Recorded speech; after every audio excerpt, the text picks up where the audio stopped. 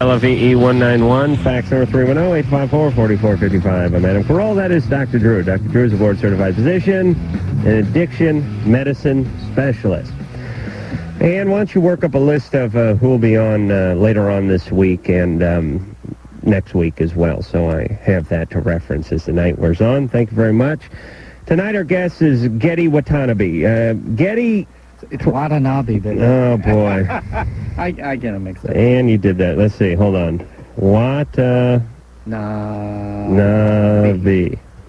Took a Japanese name and turned it into an American Indian name. Mm-hmm. Okay, Watanabe. I'm sorry. You know him. You probably remember him most as Long Duck Dong from the Pretty in Pink movie. 16 Candles. No, oh, Jesus Christ. Adam, I think you are finally in need of my services. I think it has come to that point. I'm so hungover, Drew. I know, I can tell. Hey, it was 14 years ago. I mean, it was 14 years ago. Talk about it. Go ahead. Put it out there. I got a problem with the blues. I don't know what to say. I did too much of everything last night, Drew. I'm all hungover. What was the occasion? It was Jimmy, my male lover's birthday party. And did everything go okay? Did you guys able to perform adequately for one another? I couldn't get it up. No. I forgot I was really bothering. You've been hiding it. He's been avoiding me all evening. I could tell there's something up. I'm saying he doesn't have that certain glow. No, he's losing it. Don't worry, I'm coming back, Getty. Yeah, he's got a problem with suggestibility. So tell him how great he looks and how things are going so well. Thumbs up, Adam. Candles. Yes, anybody could have made that mistake. Writing it down so he doesn't forget. All right. Now, Getty is now working on ER, which is a TV show. Am I right, Drew? Yes. It's on NBC? NBC. It's 10 o'clock. 10 o'clock Thursday. Thursday, right. Okay. I'm the only, Drew and I may be the only two people walking the planet who've never seen ER because... You've seen it. I've seen it like once a year. I get to see it when I'm on vacation or something. All right. Why is it too late? We're here. We're here. So we miss it, and I can't really work the VCR. Well, my VCR rejects anything but pornography. Without pornography. So many years of pornography have trained it in such a way where it will actually spit out. And if I try to put like a documentary into my VCR, it'll catch on fire. It's possessed. It is gay. All right, so we'll talk about the past first, and we'll work our way up to the present. I remember when 16 Candles came out, there was a lot of controversy around your character, Long Duck, portraying Asian Americans as these. Do you say Asian American now? I don't know. That's very good. You do. You said that, and you didn't say Oriental, like everybody says Oriental. Well, you gotta really stay. If you went into a coma for like a couple of years, you just be coming in and go, well, the Negroes, well, the Negroes and the Oriental, It keeps changing, but for now, it's. It'll date you, yeah. Here's my plan, by the way, with all the titles, whether it be for any group, whether it be black or Asian, Hispanic, or gay or lesbian or whatever.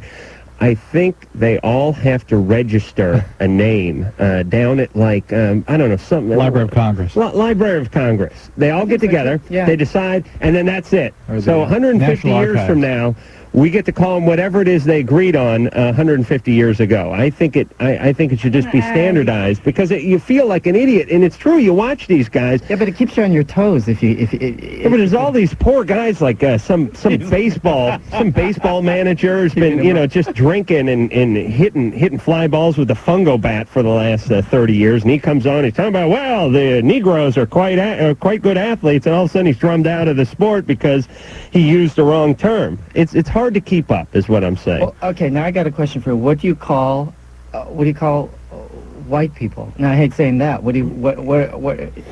going with cracker. Drew prefers honky. Yeah, but then why? But then I mean, is that a valid question? I mean, I think what's white? White's been Caucasian and white. Has it not? You still use Caucasian? Well, now the cops. I'm looking at you and say you still use Caucasian. The cops use Caucasian, right? Yeah, it's even splintering down even further. What's it going to? There's sort of a non-white something else, or there's other categories coming up now. Oh, really? But you don't know. Like non-white Caucasian or something. There's going to be some interesting categories the government's going to develop. All right. Anyway, let's mixtures of marriage. Then what are you going to do there? Right. Exactly. Yeah. The point is that Getty got a lot of flack for playing an Asian guy who enjoyed the chicks and the booze and whatnot. Now, first off, Asians are notorious for this. I mean, this is the only culture in the world that grinds up rhino horns so they can get a boner. I mean, let's face it. No, it's deer. A deer? Yeah, it's deer penis. Oh, deer. Yeah, but I mean, what culture more than Asian cultures are into the aphrodisiac thing? I mean, you got the deer penis, you got the rhino horn, which is ground up, and I believe there's tiger or something. There's like a tiger blood, or there's some blood. I can't. Bear's bladder. Oh yeah, pancreas. The bear pancreas. Pancreas, I think. Yeah. They pick all the animals that we like, and they go right after their parts. Well, you don't know until you've tried it, you know. No, but hey, if you paid like 20 grand for a couple ounces of bear pancreas compote, I could see where it'd give you a nice psychological edge in the bedroom. But the point is the people came after. And I don't know what groups came after you or came after the producers of the movie, or was it? It was the Asian Americans that came after me. And I thought, how ironic, because Asians are always being portrayed as these sort of guys with glasses that are real good with numbers and they're pencil pushers. And here's a guy breaking the mold. Here's a guy saying, hey, we got a sense of humor. We like to party. We like to tie one on every once in a while. We like to fall out of a tree onto a sidewalk. It's a scene from the movie, Drew. I'm sure you never saw it. That's true. I thought anytime you got to break down that mold a little bit, because it's kind of ironic that most groups go after the stereotypical stuff and complain. Like the blacks, they don't like the pimps and the drug pushers and the prisoners and that kind of thing, and whatever the Indians don't like and whoever doesn't like. But this is something that the Asians hadn't seen before, and I thought it would be refreshing to them. Well, I think, first of all, I'm not sure if that was totally the main reason. I think one of the main reasons is because there just wasn't enough of Asian American portrayal, period. The other side of everything. Right. So in other words, the point was the only time they get to break out of a stereotype is with this character. Yeah, exactly. What a horrible. What about Hawaii Five-0? Well, what about Jack Sue from Barney Miller? Come on. Okay. Oh, never mind. All right. No, you're right. There's not a lot of Asian roles. I mean, you look at the Asian male in the movies today, and they're pretty castrated. It also, and you look at the Asian women in the movies today, and they are kind of sexual, Yeah. They don't do a lot of talking. Exactly. So there really isn't a balance, and I think that's what the problem was. I think that's exactly what. It also was Asian youth being portrayed this way. But I don't think that they were attacking comedy. Because, by God, I mean, I love comedy. I mean, you can attack comedy, but you and the Asians have the market cornered on comedy anyway. Like that They Call Me Bruce movie. Remember that? No, you never saw that? No. Okay. Yeah, right. True's horrible. You know what I'm talking about. Yeah, I do know what you're talking about. All right, well, Jackie Chan's doing quite nicely. And I loved watching him. I was really surprised. I thought he was great. Yeah, everybody loves him. Yeah. All right, Drew, you've never seen a Jackie Chan movie, have you? Just excerpts. Okay. All right, so anyway, Getty is going to be on ER this Thursday, am I correct? Yeah. Be on for a while, actually, for the season, hopefully. Playing the young nurse. Playing the nurse, inexperienced. And what else about your character do we need to know? I think that they're not sure they're making the character gay. I'm not sure if they're doing that or what. I sort of was outed a little bit. It was just sort of suggested, but then you never know exactly if that's going to happen. Are you gay? Yeah. Oh, okay. That's why you live in Silver Lake. I was wondering how you got in. He's telling me he lived in Silver Lake, and I didn't say anything, but I was thinking, they don't let straight guys do that. I mean, they have it's like Checkpoint Charlie. Or what is that, in Berlin, before the wall went down? Yeah. You show them your papers and stuff, you can pass through, but there's no stopping, there's no fraternizing. Oh, boy. How are your parents with this? They all right? They're fine. Oh, really? My sisters, everybody's fine. Yeah. No, so I don't want to get into the stereotypes, but I would think that the Japanese parents would be more uptight about this than your basic. I think Asian parents are probably. You're probably right, but I think everybody is. I think the times are changing. Times they are changing. I think Bob Dylan's song is coming true. I think. Are you from around here? Are you from Los Angeles? No, I'm from Ogden, Utah. Utah. Yeah, and so I grew up in a very repressed, kind of racist society at that time. I don't know. I don't know much about. Were you Mormon? No. My father was angry at the Mormons. He used to mow the lawn purposely on Sunday mornings. Get the Mormons angry at the church. That's my background. Geez, I miss the Japanese gardeners. I really do. Drew, does that sound bad? Yeah. I miss that. My grandparents had a guy named Mr. Otaki. The greatest guy in the world is Mr. Otaki. It's like a grandpa with a lawnmower. I love this man. All right. But so you moved out here. You began your acting career. Was this against your folks' wishes? I think that they didn't think that I could do it, and so I think later on when I started making money, a little bit of money, they changed their mind, and I just think that they were pretty much against it. Anything I was going to do except being a doctor or something like that. And did you have a sister as a doctor? Do you? Huh? You have a sister as a doctor? Mm-mm. Why? I had an intern I was taught who was your last. They're not all related. There's a lot of Watanabe. I know there is, It's like Smith and the I understand Japanese that, phone and I book. wasn't going to ask it, but It's 45 pages. no, I understand that. So maybe you ought to go with Watanabe, like I suggested earlier in the show. Shane, Yes. you're 25.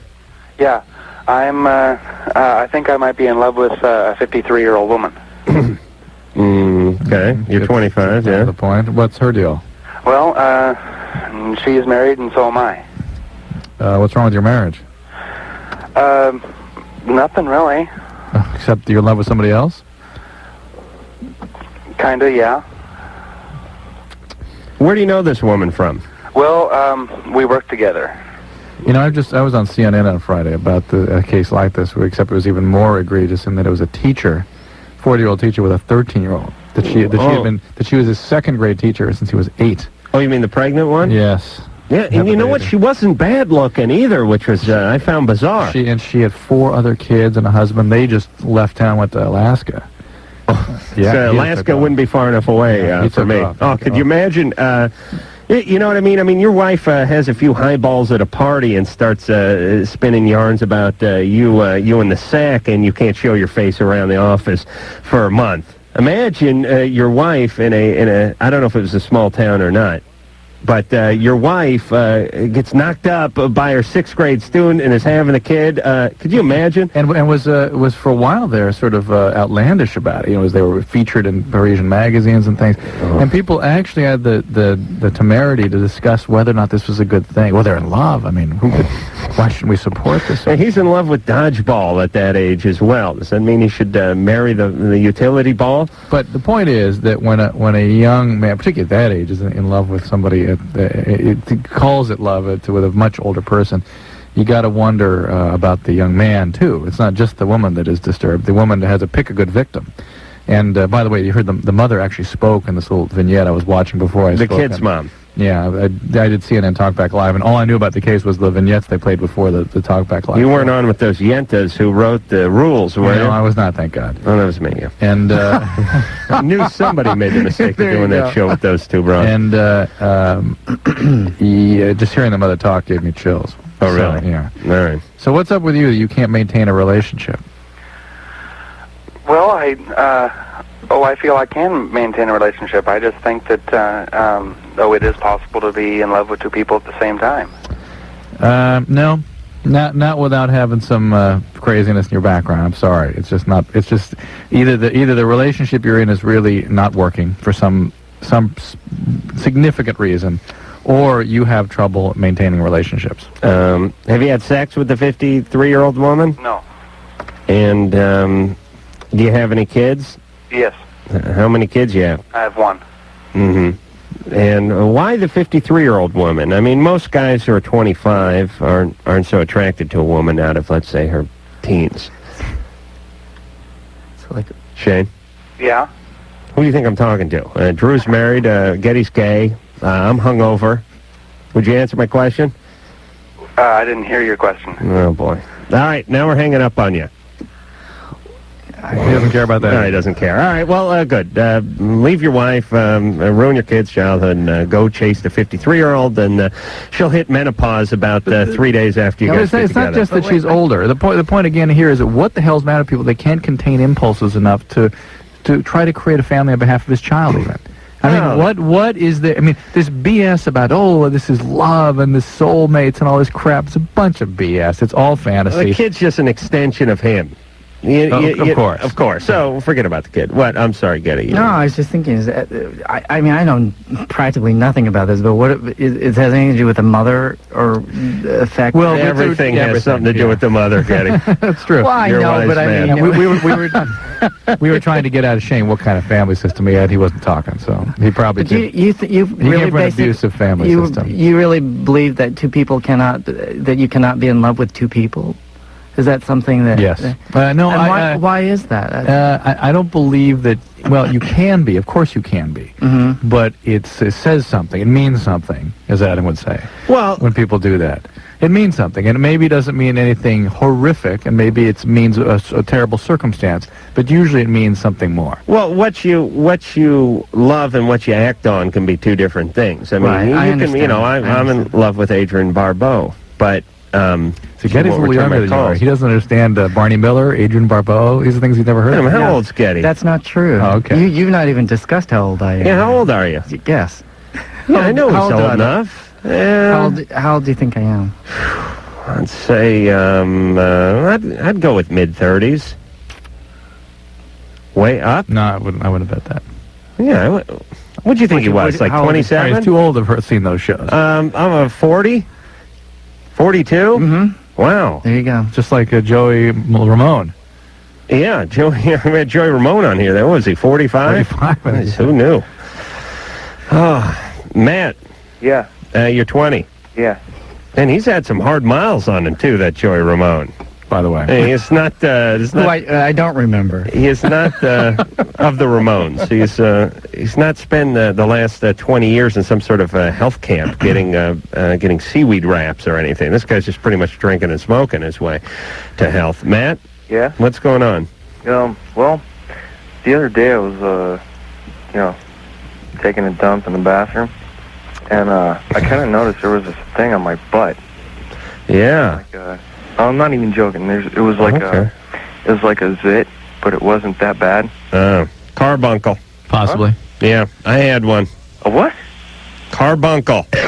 What does it look like? Looks like the thing you got on your ass. It looks like a zit. How close to the anus was it? It was like right on the rim. Okay, so it could be a fistula or a fissure or a carbuncle. And did it drain? What's that? Did it drain? No. Is it still hurt? Yeah. Okay, take hot baths. Oh, boy, does it hurt, too. I couldn't Kiss walk. my ass, Adam.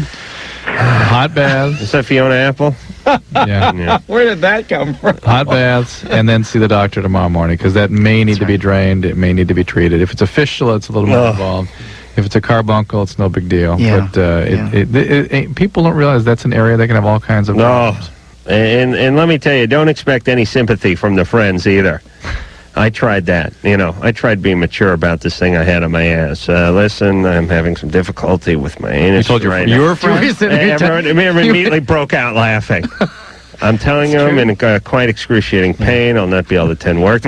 Oh, your friends probably were curled up on the floor. Yeah. Laughing. My friends had me convinced that it was a hemorrhoid. So it could be a hemorrhoid sometimes. Yeah, not in my case. With the way Matt described it, it could have been a hemorrhoid too. I dropped like $15 on hemorrhoid compounds, rubbed it on there for 3 days.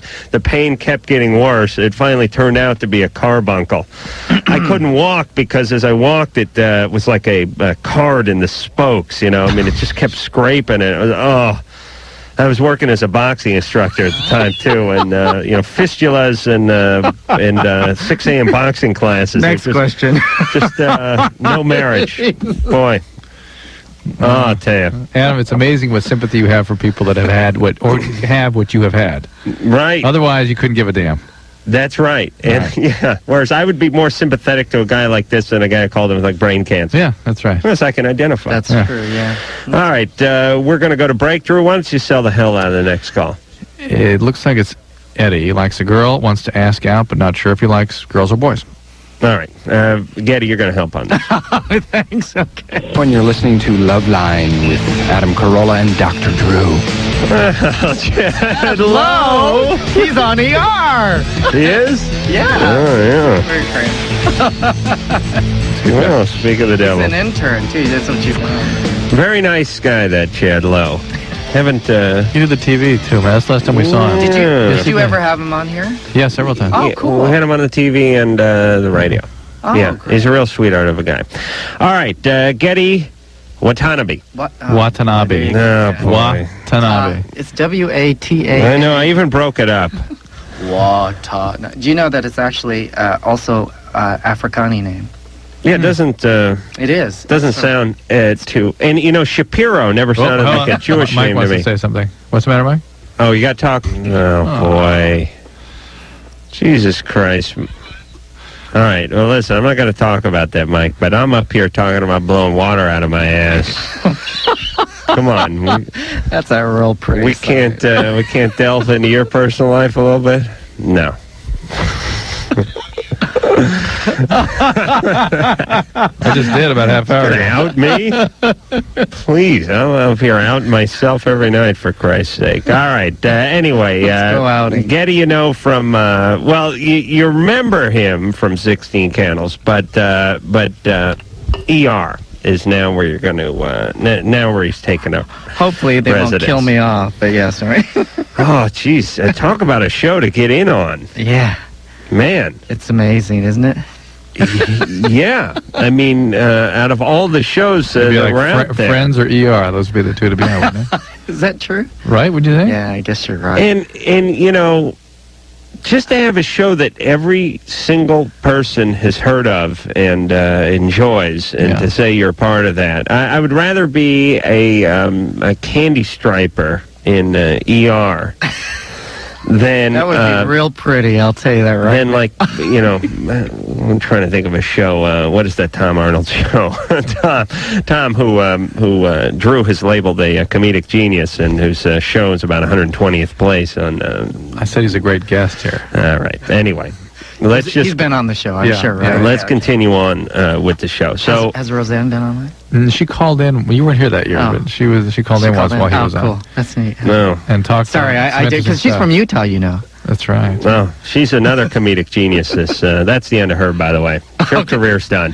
Her Why? career's Think so? over. Yeah, because she's not funny. That's why. Oh, Please. You really think that? Oh, I mean, she's sort of liberating for other overweight women who don't have a voice. But in terms of just plain being funny, I don't think she's that funny a person. And now she has a very dangerous combination, which is not very funny and super rich, which means now everyone thinks all your people around you tell you you're funny, and you're sort of delusional by how much money you have. But come on, the last 2 seasons of Roseanne were horrible. She wins the lotto and gets a bunch of money. I mean, please.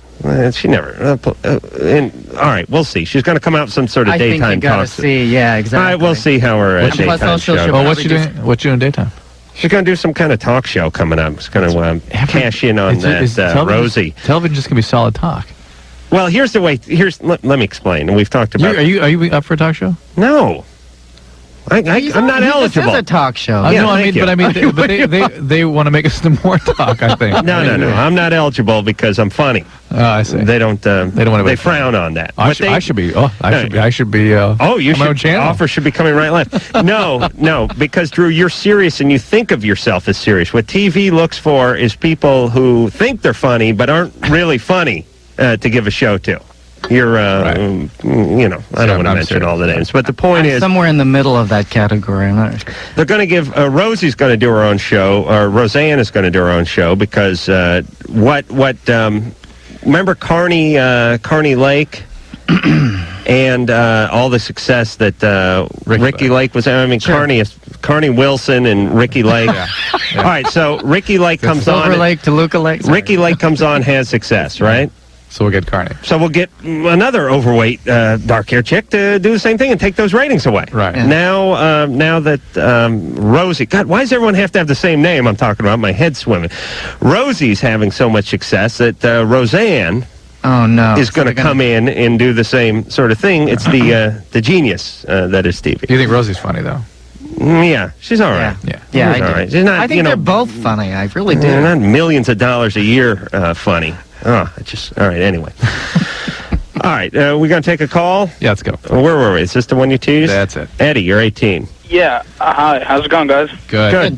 All right. I kind of like this girl, but I don't know if she's like. I think she's gay, but I don't know.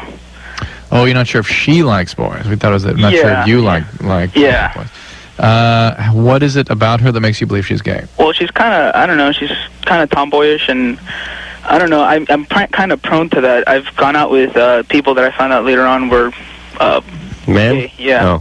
No, not men. No, lesbian. Yeah, Lesbians. That's the right. Now, how did you find out they were lesbian? How long could you go out with them?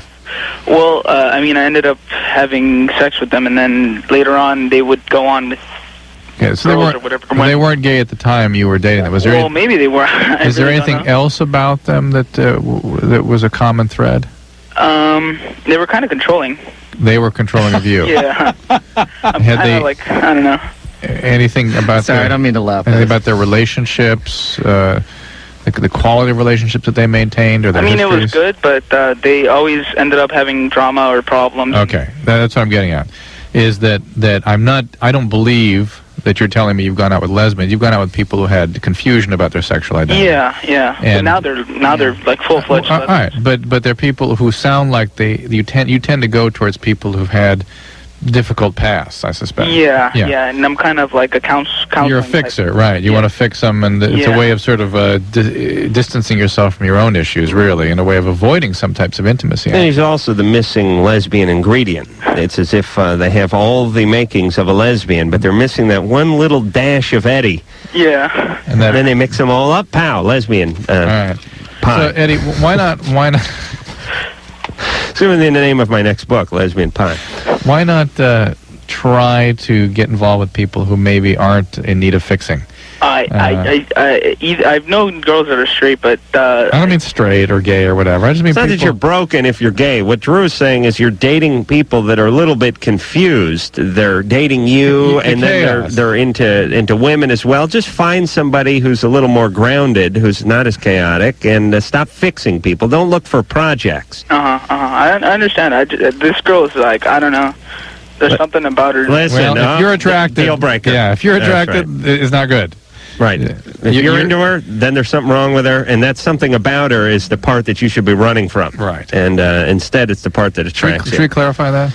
Because you and I talk about it as though it's matter of fact, but it's at that age particularly, people tend to respond to instincts. Yeah, it is hard. It's very. Yes, and you only have those instincts to go on, and that's what makes you go for somebody or another. But when you have a pattern where you keep going for dysfunctional relationships, you've got to learn to read your own instincts and realize that if you are attracted, probably not a good instinct to follow. Evaluate that person more carefully, and maybe the person you're not tremendously attracted to is more the kind of person you ought to be going out with. Getty, when did you know you were gay? Very young. Like how old would you reckon? Oh, young. Like 8? Yeah. Really? And Asian growing up in Utah. Knew he was gay at 8. Oh boy. Wasn't that hard? It was such a secretive world to me. It didn't really affect me until later, actually. When you had to come to terms with it. And were you already out of Utah by that point? No, not at all. And Couldn't be. I mean, so you lived, but your family was supportive the whole way. No, not until probably about 4 years ago, actually. So you also feared telling them. Oh yeah, absolutely. I went through the whole. Do they have a gay section of Utah? I mean, Yeah, I think so. Yeah, from last I remember, there's this place called the Sun or something like that, and I can't remember. Are there gay and lesbian youth centers? Oh yeah. So it's not as though the society there. No, it's not. It's not. It's totally changed since the time when the '60s. I mean, I think everybody's kind of wised up and got liberal and said this is enough. And it's not even matter of being liberal. It's matter of being human. Well, thank you. But also, I think that the AIDS epidemic also brought a lot of people out together. Oh yeah, in Utah, because I think a lot of people in Utah were being affected by it. So it had to come out. It just had to. So did you date women at all? Yeah. Just sort of went through the motions? No, not really. No. So were you dating in high school? Oh, just a gay guy was getting more dates than I was, Drew. This is horrible now. But I didn't get any dates in high school, and I'm straight as an arrow. You know what? In high school, That usually does happen. And usually love. That's true. I I'm know, sorry to say you're that. right. Also, you're right. It's because you guys are so busy trying to, like, get your libido into something. Nobody's, like, really listening to the girl. I was pushing What do you too hard. expect? That's right. What do you expect? threatening. Brilliant. Yeah. I'm going to tell my kid this. Yeah. I'm going to impart this. Drew, tell the boys this. Be gay Be gay. until you're 21. Yeah, just through about high school.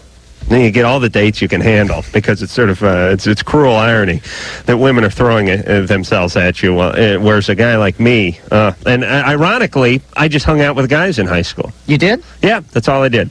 So you didn't really check yourself out for that. Just kidding. What do you hear what these guys No, did? wait. What do you hear what these guys Oh, did? please, Drew, come on, it's enough. It's a Sunday night. We've put poor Getty through enough. No. All right, Drew, you want to sell the next call? Let's go. Let's do it. Oh, you want to do it? Yeah. We'll make it fast. Amber, Yeah. hey, you're 17. Hi. My boyfriend, he is threatening to commit suicide, and I have no idea what to do. Has he ever threatened this before? No, not since we've been going out. How long have you been going out? About a month. Did something happen? Well, he ran away about a week ago. Yeah. His parents abuse him. Physically? Yeah. Yeah. Oh, jeez. And what precipitated the depression? What, just the running away and all of this? Something's coming down at home. Yeah. His parents know where he's at, and he's trying to find somewhere else to go. And Where is he? He's at a friend's house. When did he mention suicide? Earlier today. Do you know where he is now? Yeah. Does he have people with him? Yeah. Okay. It's real important that you take this very seriously, okay? For many reasons. First of all, you should always take suicidal ideation seriously. You're not in a position to judge whether somebody is really about to do this or not. I would suggest he be in a hospital, frankly, because that's the only way you know for sure somebody is safe.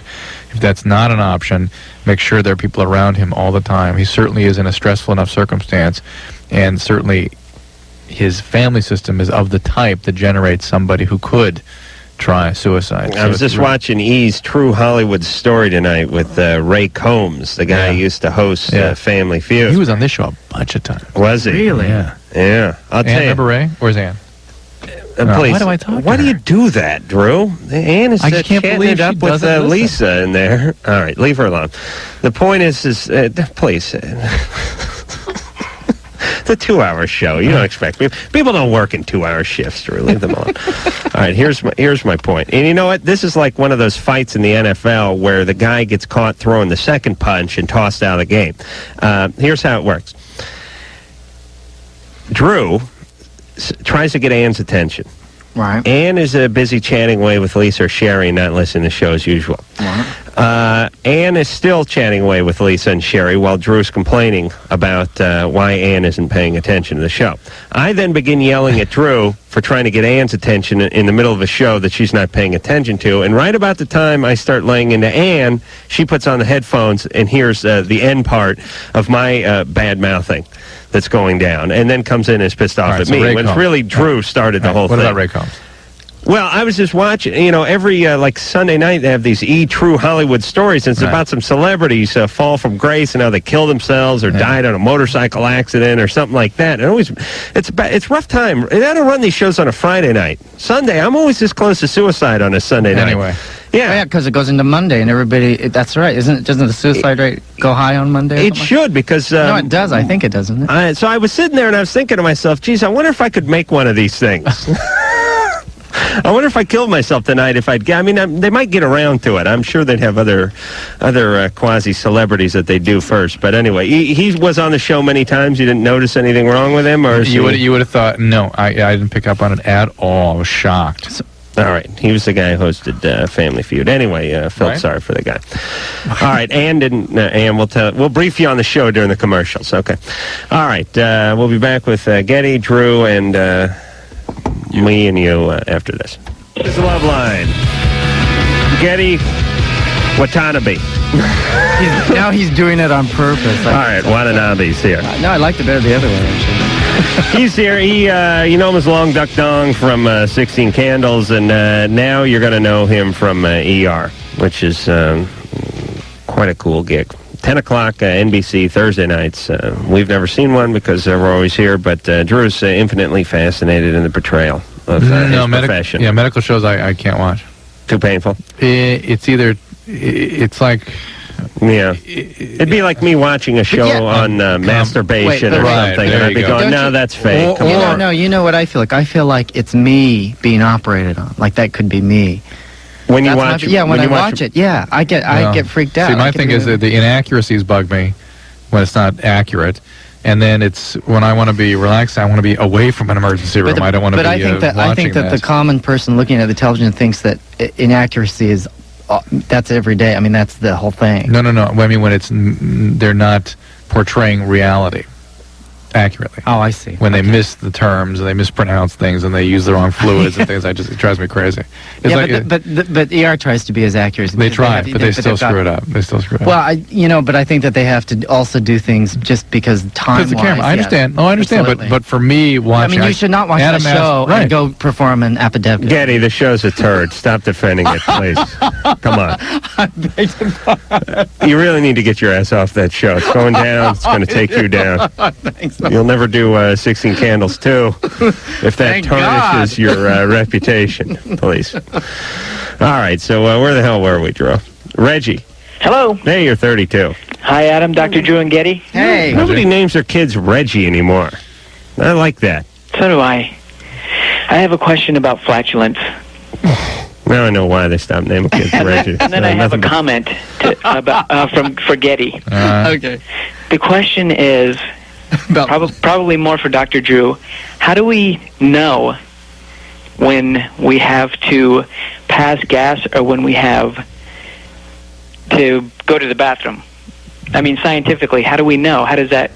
Well, you put a probe in your ass, and a little red light goes off when it's just gas, and then the green when the actual bowels are going to move. Is that correct, Drew? There's all kinds of sensory input that you get from down there, and stretch and pressure and things work. You're 32 years old, Reggie. This is something you master somewhere around 5. Exactly. It has some... and then, of course, you lose control of it again later on, about 75. But there's a good 70 years in there where you pretty much have mastered your anus.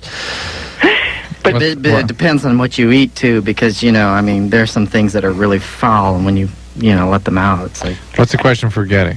The question for Getty is, how did someone from Utah go to New York and start doing Stephen Sondheim shows?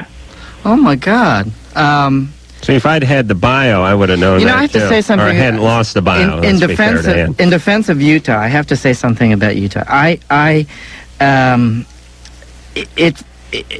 I didn't live there, I don't think I would have wanted so badly to get out. And I'm serious. Beautiful. You should be on the Chamber of Commerce there. No, it's a great, it's a wonderful state in the sense. Yeah, you're right. It's beautiful. Everything in it's really wonderful. I've been to Utah once. Everyone was nice. I'm talking about a period in the '60s. Now, I mean, it's changed since then. There's a lot of stuff that's changed since then. Right. I think the attitudes have changed since then. So how did you end up? You just wanted to get away? And I had to get out because I was... Why New York? Why New York? No, I went to San Francisco because and then I was a street singer in San Francisco. And so I was out in Chinatown singing out in the streets, and then one of the casting people came by and said, "Well, you want to audition for a Broadway show?" And I said, "No, I don't think I don't believe you, number one." And I went in and sang, and then they brought me to New York, and I was hired right there. For which Sondheim show? So it was called Pacific Overtures. But that's great. I mean, whoever you are, I mean, it's obscure.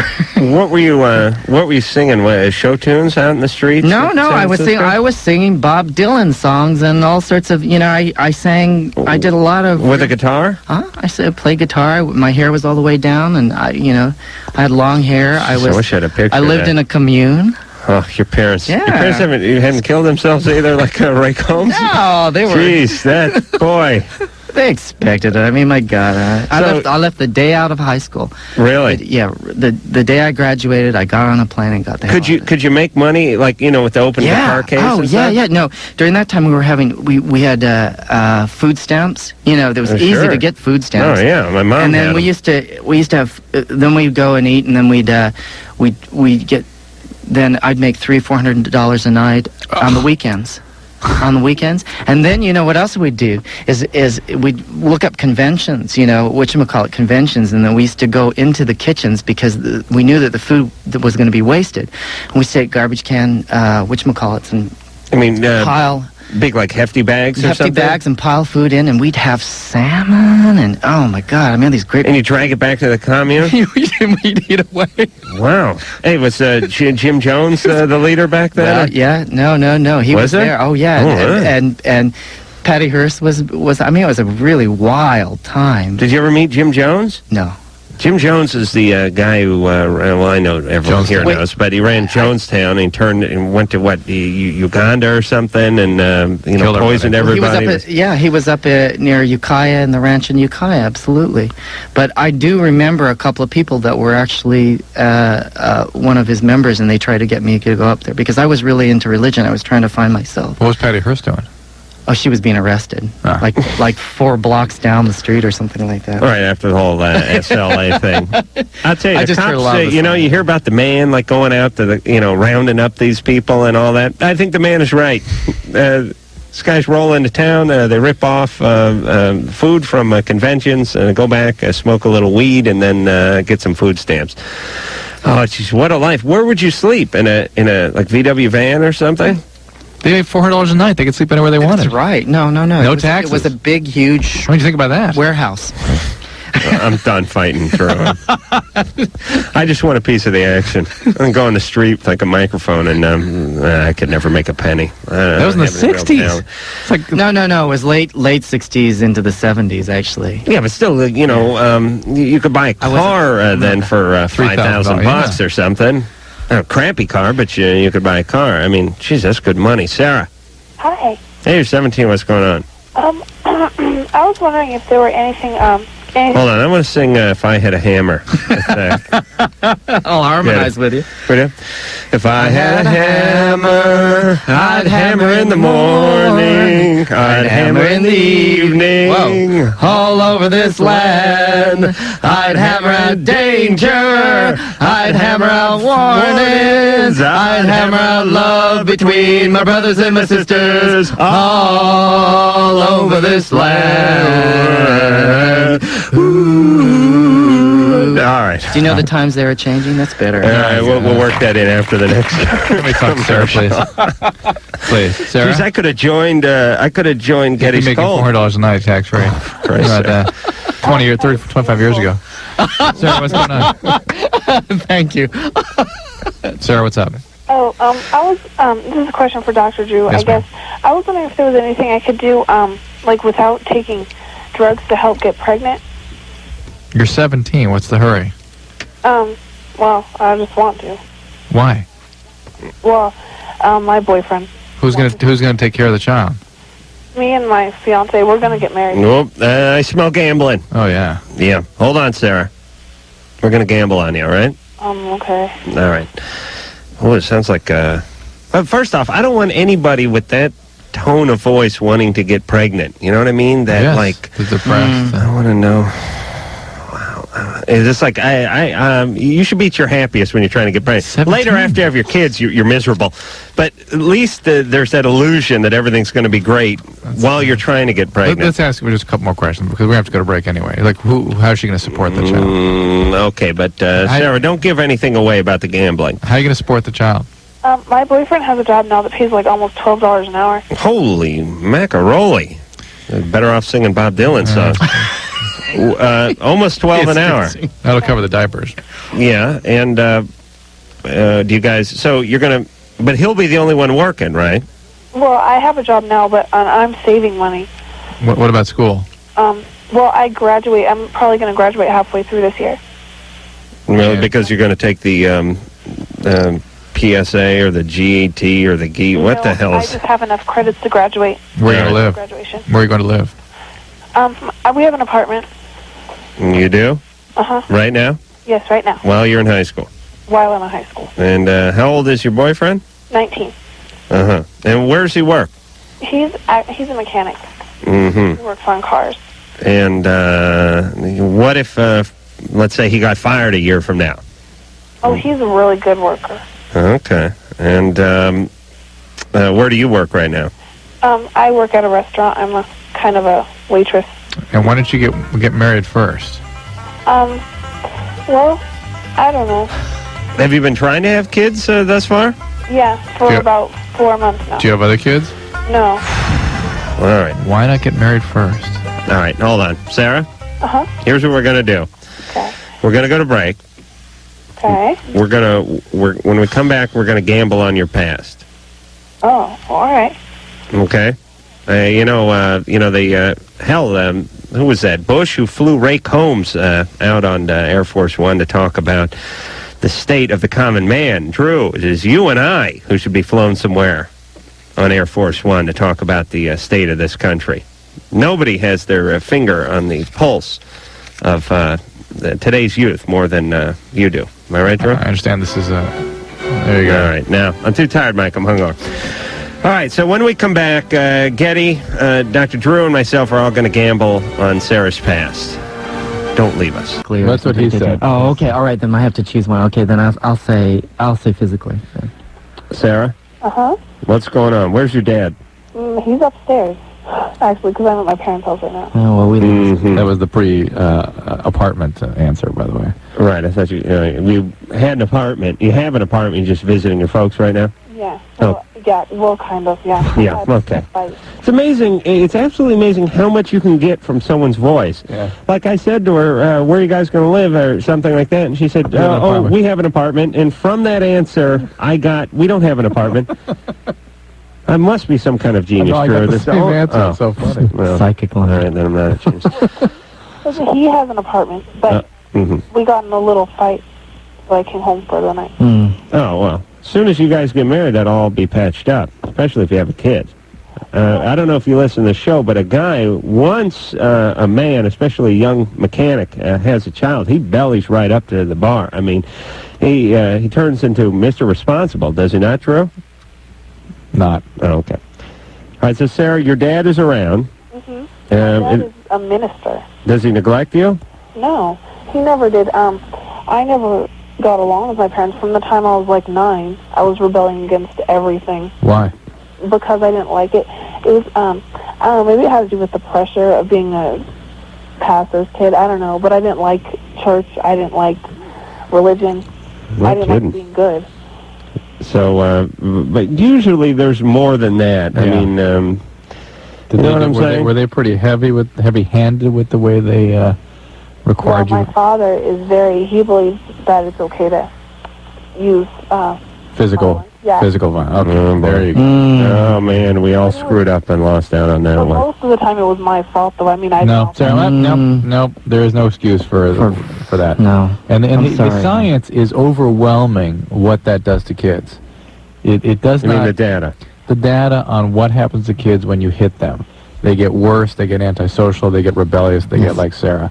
If you want to affect a kid, you withdraw positives. You don't provide punishment. You take a toy away or you restrict their access to things.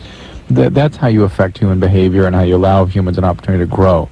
By punishing them and brutalizing them, you just are abusing them. I'm going to have an observation room where I actually just have a room, airtight room. Two-way mirror? Yeah, two-way mirror, and I put the kid in there and just observe him, and then see about removing some of the oxygen slowly. But that way there'll be no physical abuse. You just want something removed, I see. Yes. Yeah. Sarah? Yeah. All right, so that's why this is what's going on. Yeah. That's why you are. Now, what'd you get in a fight with your boyfriend about tonight? And I'll bet he's physically abusive, too. No, he's not. No, he's not physically abusive. Yet. Why? What'd he do tonight? Well, we just got in a little fight because I was in a bad mood, and I came home and I was being, I was mouthing off to him. And so, I really started. It was my fault. Okay. But, Sarah, you understand that you're no position emotionally to bring a child into the world? Be the mentor of another human being? You shouldn't even be watching yourself at this point. You understand? Well, yeah, but... Please, you're going to screw the kid up. Let's be honest. Ever since Sarah, listen. Then be good to this one that you're not going to have. Yeah, be good to kids in general. Don't have any for 5 years, at least. Well, my boyfriend will break up with me. Oh, please. And God knows what's wrong with him. If that's the way he is, how can you trust his feelings for you? If he cannot restrain himself to be able to wait a little while until you guys are in a better position to create a family, what does that say about his feelings about you? And, you know, you can't correct the past by recreating it. Well, because that's what you actually end up doing. You end up acting out the past. Well, I know what my parents did wrong, and... Right, and you'll stop from doing that for like 3 weeks. But there's another 18 years in there to account for. Yeah, it's not a good idea, Sarah. It's retarded logic, and it's why the country's in the trouble that it's in. Please. You think I should just wait then? Absolutely, categorically. Shall we get married? Well, and beyond. I would first. I'm putting you on the. I'd like you to be on the at least the 8-year program. 8 years. 25 would be a good time. I don't want to see you get married until you're at least 20, and I don't want to see you even thinking about kids until you're 25. Could you collect their... Could you collect their equipment, perhaps? Yes, testicle confiscation. Thank you, Drew. Yes, you're right. Go crazy. What about the ovaries? I'm going to need one of them. Are there two? Two. Yeah. Better get both. You only need one. Oh, really? Yeah. All right, I only need one? No, she only needs one. I need 1.5. No, you need all of it. Okay, I need both ovaries, Sarah. I'm sorry.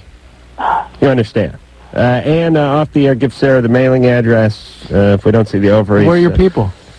My people are. I give them the holidays off. I usually have people that go out and collect genitalia for me. These are the gonad collections. Yeah, you're gay. You're fine, Getty. Yours are yours. I want to ask her one thing. The thing that I'm worried about is the word that she keeps repeating twice. Is it's my fault. It's my fault. I don't know where that comes from. That worries me. Being your fault with the dad. With her fight, and then with her fight, and there's. Well, but people that recreate the circumstances of their past do it sometimes with the insight that it's them doing it and starting it, but they can't stop from doing it. She actually probably did incite the fight, but she needs that. She needs to recreate the kinds of circumstances she had with her dad to try to master that and work it through. But of course, she's probably selected somebody just like her dad. Matt. Yeah. You're 22. Yep. What's going on? A couple of comments. I just wanted to say, Adam, your brand of politically incorrect humor is exactly what this country needs. I think people are just a little too uptight. Exactly what the white people of this country need. Exactly what the Asian people need. Listen, I'll tell the Asians what they need. Yeah, I'm sure you have already. Matt? By the way, who won the money? No, it's a push. It stays out. The pot rolls over. Okay. Till tomorrow night when you won't be here. And Getty, you were absolutely hands down the best part of 16 Candles. Thank you. No problem. You got to say, "Oh, sexy girlfriend" for me. Come on. Will you believe it? I mean, the way I did it in the movie, I'm trying to remember. Yeah. Is it, oh, sexy girlfriend? Oh, that's it. Okay. It's coming back to me. Okay, I remember it. Oh, God. Sense memory. Oh, that was a great part. What's going on, Matt? Hey, and who was Dooley? Paul Dooley. Paul Dooley Was the father, yeah. Great actor. Isn't he wonderful? Oh, yeah. Did you ever see Breaking Away, by the way, Drew? Oh, it's great. You saw Breaking Away. Oh, God, of course. Was he great in that? Oh, he was wonderful in that. He was great fun to work with, too. All right, I'm sorry, Matt. Go ahead. What's going on? My wife is a couple of months pregnant, about a month and a half to 2 months. And shortly after we found out she was pregnant, which was a couple of weeks ago, she started spotting.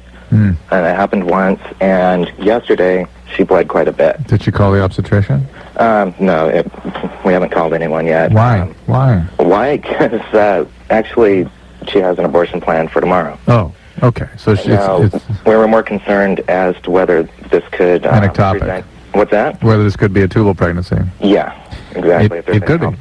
Yeah, it could be. I mean, there are health problems in that the bleeding can become uncontrolled even if it is an intrauterine pregnancy. But the more significant issue is that bleeding and pregnancy can equal ectopic or tubal pregnancy, and that can be pretty serious for her. Is she having any pelvic pain? No, but she's been really sick. I mean, this goes beyond any kind of morning sickness. Everything's making her nauseous and upset. Has she ever been pregnant before? No. That's probably just the morning sickness. But again, it sounds like she's going to be cared for tomorrow, but She definitely needs an ultrasound. She definitely needs to report all this before the abortion is attempted to be sure that there actually is something in the uterus. And I'm sure they'll take care of that. Drew, how but far... if the bleeding becomes heavily tonight, by the way, she should go to the emergency room this evening. How far away are we from actually farming kids, like outside? I don't know. Or creating some sort of host, like a pig or something. Well, we have hosts, human hosts. Yeah. Surrogate mothers. Yeah, but I'm talking about, you know, women lose their shape and they get irritable and that kind of thing, and they can't have sex during certain positions and stuff. Do you think one day that they'll just be, farming kids like in a petri bucket or something? That's a uniquely male way of looking at that. Women have a real... And that way, women would stop complaining about the pain? There may be some... I suspect there will be a day when some women may select that, but most women have a real instinct to be pregnant. And it would be counter-biological, I suspect. All right, I don't want to gross people out too much, but how do they do an abortion? Is it a vacuum device? Some are vacuum, some are just scraping with a sort of this long spoon-shaped... Boy. Oh, boy. I'm all for abortions for the most part, but, boy, I would not want to perform the procedure. I would find that to be a pretty repugnant experience. Marty, you asleep or are you there? I think Marty may be asleep. He had a question for Getty. Marty? No, your one fan fell asleep. What can you say? That's the story of my life. All right, we'll put Marty back on hold. And we'll see. No, they have a way. Our listeners have a way of waking up, usually by wetting themselves. I think for some reason we'll go back to him. 15 minutes later, he'll be awake. He's probably asleep on the couch. He doesn't even know you're like it. Well, he's been on hold for 55 minutes. That's what I was going to say. Matt. Yeah, how you doing? You're 37. What's going on? Hey, first off, Adam, saw you on Pictionary. You rock. What is with that? I don't know. I've gotten more comments from being on Pictionary for 1 week than any other thing I've done. And by the way, for some reason, it's considered humiliating to be on Pictionary. Oh, really? I wouldn't do it. People make fun of me. I wouldn't do it. Oh, you wouldn't? Oh, they asked me to do it, yeah. It's $2,000. I wouldn't do it. Really? No. You're always complaining about money. I wouldn't do it. Really? No. 3,000? I'm just not doing it. All right. Believe me, $5,000 he'd do it with his pants around his ankles. Why wouldn't you? I have a... All right, shut up, Jerry. Let me explain. All right. Let me tell you something about Pictionary. People perceive this as sort of a gag, something cheesy. Like it's what you do when your career's over. Right? Yeah. But I've never done it either. I don't have a career, so it's cool. No, I did. They'd make you get in the Donkster's outfit if you did it. I'm telling you. No, it's nothing. I don't. I would love to. It would be fun to do it. It's a good time. I did it with Mario Van Peebles, Chris Hardwick, Chris Darden, and some supermodel. It wasn't. I was the biggest wash up of the whole group. But I just think I'm trying to keep my role in the media clear. And if I start muddling it up with showing up here and there and everywhere... Right, okay, very good. Right, I don't have dignity. Matt? Correct. No, you're right. Still for $5,000 he'd do it. Hey, guys. What's going on? Well, I'm 37, and at a young age, at age of 12, I was in a car accident where my mother was killed. Oh, my God. Yeah, boy. And my brother and I were the only ones that weren't hurt in the accident. My brother never, well, I shouldn't say never, but it kind of stunted him in his growth, in his maturity. How old was he? He's 5 years older than me. So he was 17 when this happened? Yeah. And what way did it stunt him? Well, he was playing with toys like Hot Wheels and stuff like that when he was in his 20s. Wow. And you could just tell he just really... I acted older than he did. So he never really... Did he ever get over it? I haven't seen him for quite a while. I still have to say he doesn't act his age. Wow, this guy's got a career in radio. It really does. Most of the guys we see down at K-Rock, they're arguing over the latest Nintendo game, and they're always futzing around with some, cyber pet or some nonsense like this, or talking about some comic book collection or whatnot. Hey, this is radio, isn't it, Drew? Yeah. Oh, yeah, as a matter of fact, he's a little mature for radio. Thank you. Thing is, he's got all these cars. He's probably going to end up with more money than me with his collection. But oh wow! All right, so what? But anyhow, with me, all the women I've been involved with have always been way younger than me. How much? I mean, what age? Anywhere from 5 to 15 years younger than me. My ex-wife was 5 years younger than me, and that's the smallest. How old were you when you were with her? When you started going with her? You'll love this. 22. Shush, younger, please. Yeah, I was 22. She was 17 when we got married. Oh, you bastard, Drew. Hurting his voice. Oh, well, of course, the guy's talking about dating younger women the whole time, please. I could have picked any other year. Well, my question is, I mean, we always... I'm giving Drew a quarter. All right, so what's the question? Well, we always thought that my brother should have had therapy. Oh, yeah. Sure. Am I Anybody whose mom dies before their eyes needs therapy. I agree. Well, do I need therapy, though? Couldn't hurt. Well, can you see that you're doing kind of the same thing he was doing? Well, let me clarify. Everybody guesses me at 25. I look way younger than I am. Well, then it's okay to date youngins. I understand, but you're picking up on this as something that may be an issue. And can you see how each of you are trying to sort of recapture something? You're kind of reach back at that stage where you were just traumatized and bring it forward, right? That could be. It's a part of yourself that is of course, and who wouldn't be affected and stunted and tied up around this horrible event. I mean, it's just tremendous. And your mom sort of lays the groundwork for your relationships with females or even males, I think. I mean, your sort of sexuality as a man. Interesting. I mean, what kind of feeling did you get from talking to Matt? I don't know. I was thinking about Pictionary. Just think about it for a second. I upset you with that, didn't I? Yeah. You sold out. Listen, $2,000's $2,000. Come on. What? What kind of feeling did you get from him just talking to him? I wasn't paying attention then. Get it? You get any kind of sense of... I got a real clean... I'm like a real nice guy. Really nice guy. I mean, really nice guy. I got that. Yeah. Really a nice guy. Not emotionally disturbed, but is stuck. Has a stuck point there. And yes, if he wants to unstick that, if it's affecting his relationships, I mean, he's got a real specific thing there he could work on. And it's normal to have some sort of post-traumatic stress reaction. Your brain needs to manage this overwhelming trauma. Mm-hmm. And one of the ways it does it later in the game is sort of tries to reach back and work through stuff and bring it forward. And that's what you're doing with your relationships. And that might be okay. I mean, he might effectively do that even if he's not reaching too far back. Mm-hmm. I mean, he's 37 now. If he wants to date a 25-year-old, that helps him process some of this stuff. Perhaps. Yeah, but listen. But again, he's acting out something rather than trying to get it solved through some sort of therapeutic intervention. He's acting out in his life, and that could create trouble. Anybody whose mom dies when they're 12 and they're present, gonna need a little bit of therapy. That's just horrible. That's all. All right, Drew. Yeah.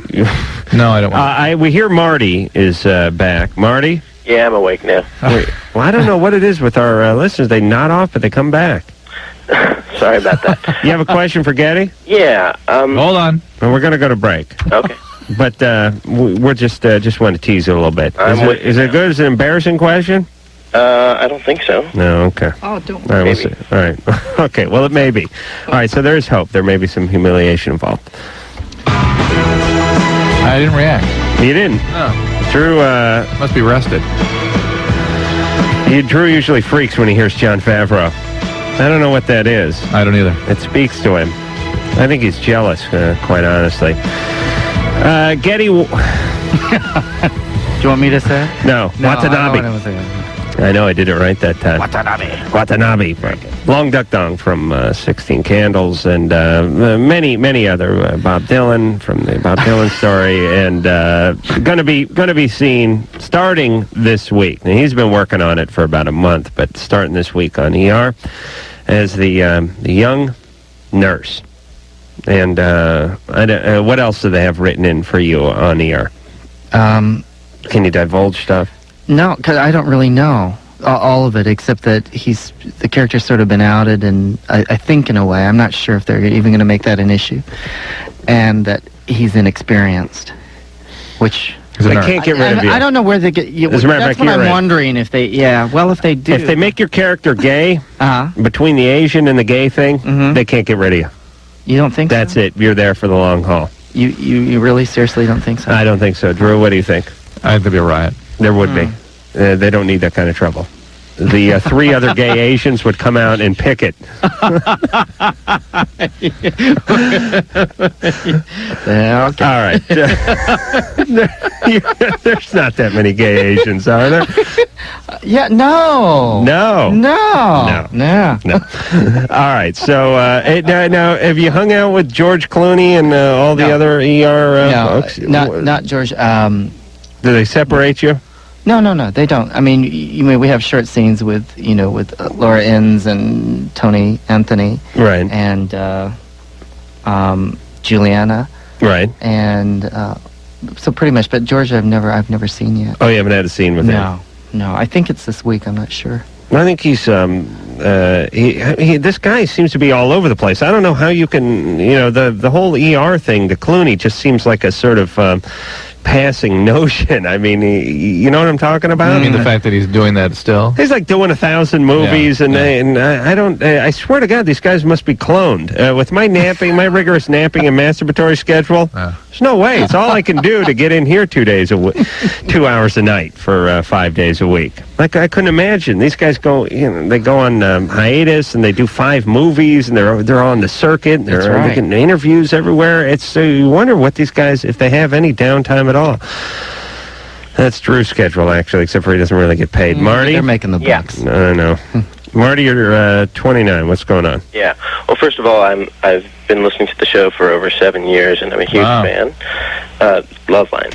And my question is for Getty, and if there's time, I have a medical question for Dr. Drew. Yeah. I'm an Asian American, I guess, aspiring actor, and I've seen Getty in movies like Gung Ho and Booty Call and whatever, and I'm wondering which film roles did you see that? Are there any that he's really proud of? I saw Gung Ho. I didn't see Booty Call. Oh. Proud of as an Asian American, just that I know what you're gonna get at. Yeah, I mean, I don't mean to be confrontational. I just Well, it's just hard when there's so few. Believe me, my career has been that confrontational. Well, let me jump in and defend you for 1 second. That's what I'm saying. I'm not. All right, you're not coming after and him. I'm not. Here's what I'm saying. Why does everybody?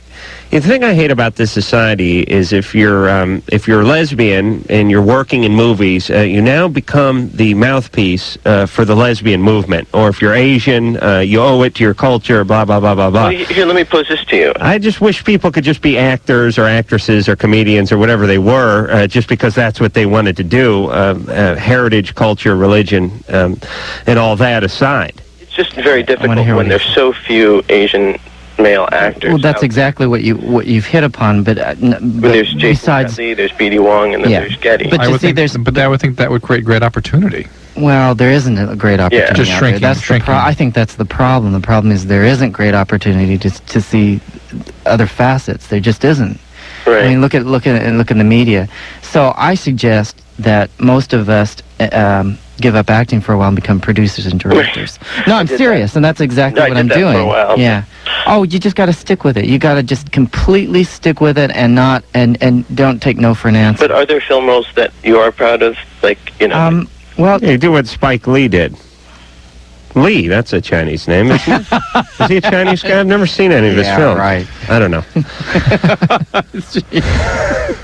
Oh my God! No, proud Phil. Yeah, I actually enjoyed Gung Ho for a good reason, was because I thought the character went from beginning, middle, and end. Right. And I've never been given that opportunity in a long time. I mean, it's mostly been character and mostly kind of shtick and stuff like that. And I understand it. I can't. That was that Michael Keaton movie, Michael Keaton, mid '80s. Yeah, Ron Howard. And Ron Howard. Yeah, and so another one Drew missed. And my problem too is, I mean, and another thing is that you're going to find also how unsupportive the Asian community is when it comes to the industry. There just isn't a great support. We don't have this great supports like the blacks and African Americans and everybody else, and we just don't. And it's frustrating because I've been out there for years trying to get everybody to support. The show may not be right, but then you've got to educate the networks. You've got to write letters and tell them, like, why can't you go this way or whatever. But the problem is that we complain, but where does the money? Who puts money into East-West players? Who puts money into? There isn't that great support, and that is so frustrating. What about Sony? So what I'm saying is that these conglomerations. But Sony, see, that's not. You're talking about Asian from Japan, from China, but we're talking about Asian American topics, and I think that I'm just saying, if given the chance, we would. If somebody would give us the chance, we would be the front runners of exactly putting ourselves out and getting our issues and our topics out. And but I'm saying, don't you think some of the responsibility falls in the lap of some of these Asian companies that are involved with the industry that aren't steering it this direction? Frankly, I think that they don't know it. I mean, I think that. Well, I think they want to make money. Look at the movie that they put out. Was it Mr. Baseball? And that was, I mean, it's like, and they all thought it was a wonderful, happy, really great little movie. And I went into the movie house and I looked at that and I went, oh my God, I am really scared because now I'm really boxed in. That's all I felt. I said, I am so. It was 2 hours of Tom Selleck hitting his head on low doorways. I mean, really. Negotiating chopsticks. Yeah, exactly. So there's a certain point where I think just we have a real difficult situation. Yeah, well, I applaud you for doing it. Well, that's what I'm hoping to do, and that's what I'm hoping when this April comes, I direct, something happens with it. So right. I understand exactly what you're saying. Who was that director? We had an Asian director in here. What was his name? Was it, don't say it was. We didn't have an Asian director. We don't allow it. I mean, we never had it. Greg Araki? Greg Araki. Oh, yeah. Oh, is he Asian? No. No. I don't know what he is. I couldn't. That's true. All right. I couldn't. I don't know. These guys that color their hair and everything, I don't know what's going on with them anymore. Yeah, Greg Araki. He did all that Nowhere and Screwed Up Kids 1 and Screwed Up Kids 2, and I can't remember all the F.U. or what the hell was the name of all this movies. They look good, though. I haven't seen any, but Nowhere looked great, I thought. Yeah. Again, you haven't seen it, though. I did, too. I really did. All right, so we got Greg Araki. All right, so there. Yeah. And you got that Spike Lee. Well, you need more. That's just it. All right, we're going to go to break. Drew, find a real titillating call to go out with. All right. Are there any consequences from excessive masturbation? Adam? All right, there's something I can sink my teeth into. Dr. Drew, can I go now? Gedde Watanabe is here. See, if I put on that samurai accent, I can do it. Getty, you remember, is Long Duck Dong, and you know him from many other movies, and now ER. Starting this Thursday, he will be the nurse who can never get Nick fired. And Jane. Oh yeah, Nick and Jane starting. Does that start this Friday? It's already open. Last Friday. It started this Friday. Oh, okay. So go out and see that as well. It's my producer for that. Getty, by Getty's own admittance, it's good while he's in it, but he's in quite a bit of it. So it's got to be good. Matt. Yeah. Hey, you're 18. All right, my question's for Dr. Drew. I had a question about masturbating. Like, does it have any side effects, like mentally and physically? Adam? Well, sure. There's an emotional side to masturbation, like if your folks catch you or something like that. I mean, like, if it dampers, like, just talking to people, because I notice that sometimes after I do it, I have no, like, inclination to talk to, like, girls or nothing. I'm just all, like, dampered by it. I'm just, who cares, But if I don't do it, I make it a point to. I don't know. Maybe semen is the great motivator for men socially. Women listen carefully to this. This is how men function biologically. It's really funny. Yeah. Here's how it works with guys. I'll do a quick Loveline reenactment. Food and hunger for everybody else. Sure. What am I talking here? For Christ's sake? Go ahead. Yes, Your Majesty. Yes, Your Royal Highness. What does your grandma say?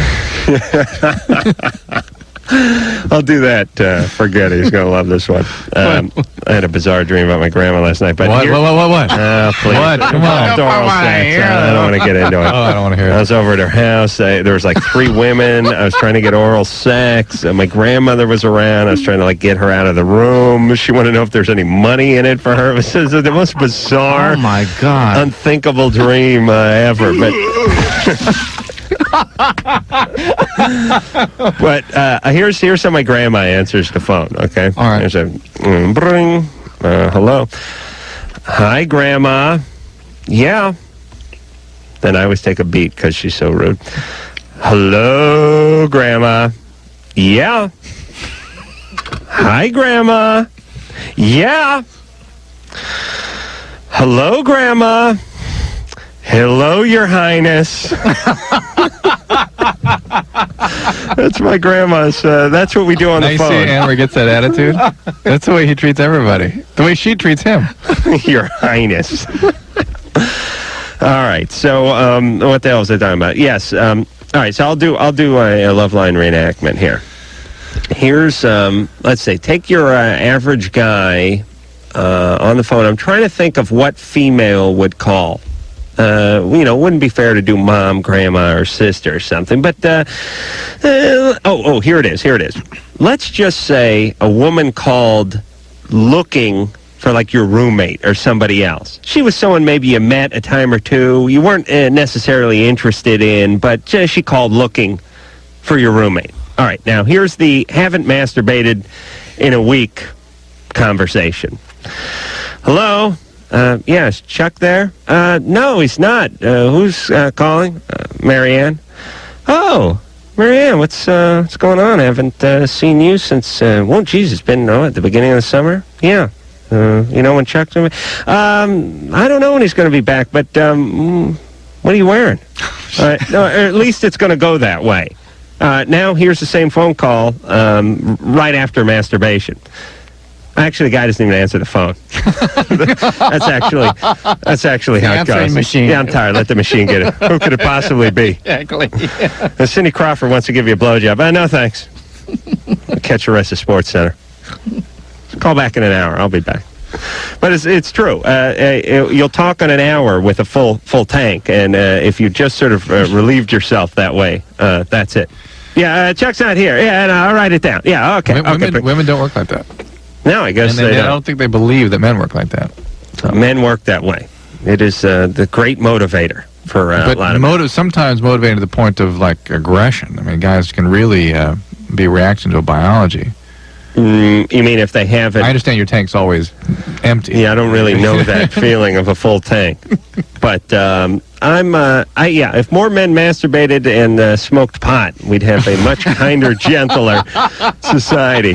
Could you imagine? I agree with you. All right, Getty, what would happen statistically, you think, with in terms of, let's just say, domestic violence? All right. If every man about those masturbated and had a bong load every morning. Well, you know about the monkeys, right? The monkeys that massage each other. They're always having sex constantly. And they are the most non-aggressive, right? They're considered the most non-aggressive. Because it's hard to fight with a boner. Who do we talk? That's my grandfather used to say. That's not necessarily true. Who do we talk with this about? Somebody who had studied this in college or something. Yeah, I thought you had brought it up, but it must have been one of our guests. The guest brought it up. It was somebody really unexpected. Well, it does. They say that music soothes the savage beast. Is that what it is? Yeah. It's really. They really should just take out music and put masturbation or pot in there. Or monkeys. Luke? Yeah, hi. Yeah, you're 22. What's going on there? Oh, well, actually, I got a question for Dr. Drew. Yeah? Well, my girlfriend, actually, she's my fiancée, she had been getting a lot of yeast infections off and on. And finally, she got one that she thought was pretty bad, so she went in to see her doctor. And I don't like her HMO at all because basically they're in it for the more office visits you get, the more money they get. So they don't like answering 2 questions when you go in. That's the way all HMOs operate. Yeah, and the least care you get, the more profitable they are. Yeah, well, it's really ticking me off, but so I thought I'd call you and find out if I can get a straight answer from you. All right, what's up? She went in and they told her that she probably has a bacterial infection. Right. And she's a mortuary science major, so she knows a lot about biology and everything. And she asked, well, exactly what is that? And they kind of treated her like she was stupid, kind of like, oh, well, it's a bacterial infection. All right, it's called a vaginitis, and you should be treated too because they can be passed back and forth. Hold on, Getty, are you offended at the discussion of the vagina? No. No, okay. You guys are I love the state of Virginia. You guys are having a physical relationship? Yeah, I mean, we always use condoms and everything, so I don't know if that... Well, anything that disturbs the sort of natural flora in there can set up a bacterial infection. So maybe just having sex or the condom may be irritating things. Would I have any kind of symptoms if I had Not necessarily. Men frequently don't. The most common causes would be trichomonas or Gardnerella. And did they give her a cream or did they give her an oral antibiotic for it? They gave her a cream that she had to inject up inside of her. Yeah, Metrogel cream. I don't know the name of it. I wish I did. Yeah, you may not need to be treated if you're using the condom regularly. Well, the main thing I'm worried about is there anything she can do to avoid getting these repeatedly? Not having sex. That's about it. I don't think she'll go for anything he's willing to share with her. You got to understand, she's not been treated before, so this is her first time at really being treated for bacterial vaginitis. She's always gone in and gotten the over-the-counter vaginal yeast infection. Well, that's for yeast, though, not for bacteria. And this is a bacterial infection. Then maybe now she'll be effectively treated. Could she have picked it up from a corpse, Drew? Let's be honest. No. And you might have picked it up from Luke and some other, God knows it might have happened, but usually you treat both partners, but if you're using a condom, it may not be necessary. Drew, enough out of you. I got another question. No. What's the other question? Shush. I want to get back to mortuary. Would you let him ask another question, then you can ask about mortuary science. Quickly. Come on. Quickly. My other question quickly is about birth control pills. She took the one that gets less and less every week that you take it, and when she'd take the first Monday one, she'd get really sick, and so she got so sick that she didn't want to take it anymore. Yeah. And so I'm wondering if there's a different kind that she can take, because I keep telling her to go in and ask the doctor, but she's really timid about doing it. I believe you're talking about a triphasic pill, and certainly, yes, there are lower dose pills that she could take. It's usually the estrogen that makes women sick, and that could be reduced. So, yes, there are different doses she could take. All right. Now, let's... Thanks a lot, guys. All right, hey, quiet down. I want to know about mortuary science.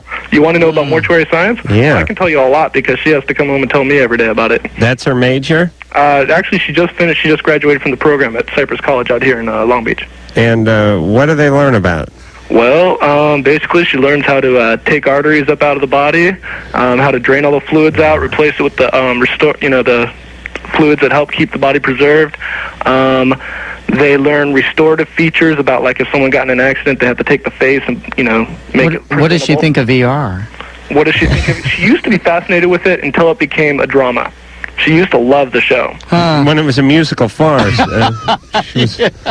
Well, until it became like relationships and, oh, geez, who he's dating now. When it used to be more, I guess, medical. All right, look, come on. Can you say something nice about the show? Yeah, exactly. I like balance. I like the show, to be honest. She doesn't like it anymore. All right, but let's talk more about what she does to corpses. Okay, well, let's see. I find this to be one of the most bizarre rituals in society. Yeah, I really do. The whole idea of making someone who's dead look alive. That's basically what it is. Well, you'd be surprised at how many different ways that they have to learn to do it, because there's so many different cultures do it so many different ways. Right. And so she's got to learn how the Chinese will do it, how the Jewish people would do it. Right. And so she's got to learn all these different ways. Well, the Jews bury them quick.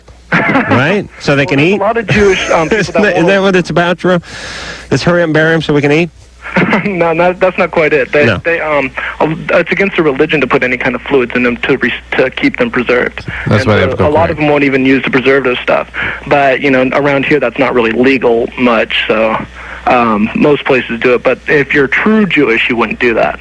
Right, and it's, let's face it, it's cheaper that way too, Drew. And you're saving on the fluids. And what about Japanese? What about Getty's people? What do they do? I couldn't tell you anything about Japanese. The Chinese people I think are really interesting because you got to go to a Chinese wedding or a Chinese funeral because when you go to one of those, the people that are having the funeral pass out money to all the people that come to pay them and thank them for coming to the funeral.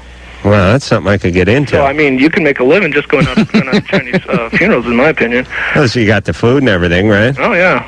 And do I'm they do surprised Getty didn't get into this in San Francisco. Do they do the whole commune could have been supported that way. I think we did. Do they do anything strange to the body, or is it more like more ceremonial garb and that kind of stuff? No, I don't think she had to learn about the garb. I think that's really up to the people that are burying it, what they're dressed in. Well, I'll tell you, the idea that popping people's eyes out and pulling arteries out. I mean, think about.